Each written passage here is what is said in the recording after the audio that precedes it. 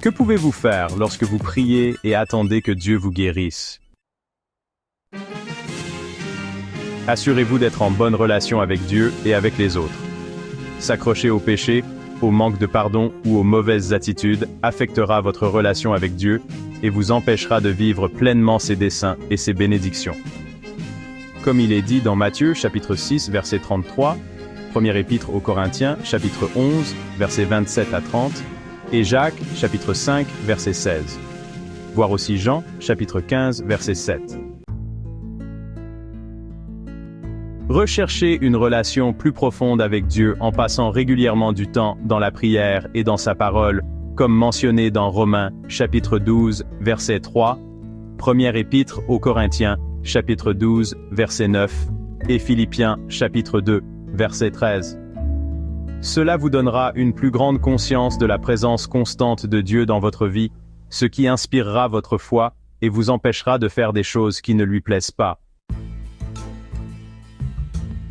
Imprégnez votre vie de la parole de Dieu, comme indiqué dans Jean, chapitre 15, verset 7, et Romains, chapitre 10, verset 17.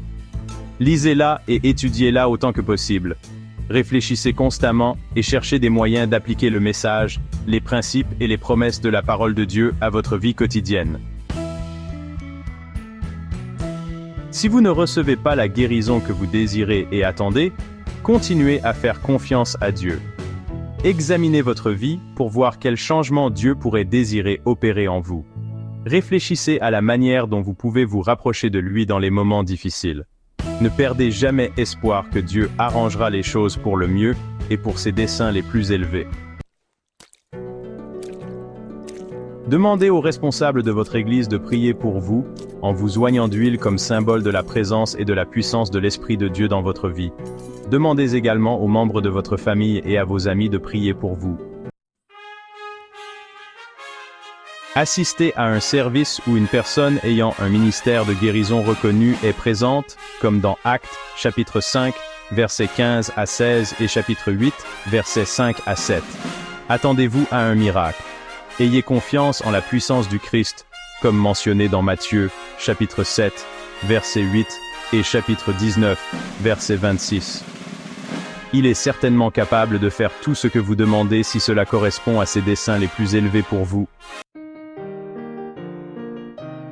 Réjouissez-vous de votre relation avec Dieu, que la guérison vienne immédiatement ou non, comme il est dit dans Philippiens, chapitre 4, versets 11 à 13. Passez du temps personnel à l'adorer chaque jour. Comprenez que ce n'est pas parce que Dieu n'a pas répondu à vos prières pendant un certain temps qu'il a refusé vos requêtes. Ses méthodes et son timing ne sont souvent pas ce à quoi nous nous attendons. Parfois, Dieu a un dessein plus large qui, au moment opportun, aboutira à une plus grande gloire pour Dieu, comme on le voit dans Jean, chapitre 9, verset 3, chapitre 11, verset 4, 14 à 15 et 45, et dans la seconde épître aux Corinthiens, chapitre 12, verset 7 à 10, et à un plus grand bien pour nous, comme indiqué dans Romains, chapitre 8, verset 28. Sachez que si vous êtes sincèrement dévoué au Christ, Dieu ne vous abandonnera ni ne vous oubliera jamais. Il vous aime tellement qu'il vous a littéralement gravé sur la paume de ses mains lorsqu'il a été cloué sur la croix en donnant sa vie pour nos péchés, comme décrit dans Ésaïe, chapitre 49, versets 15 à 16.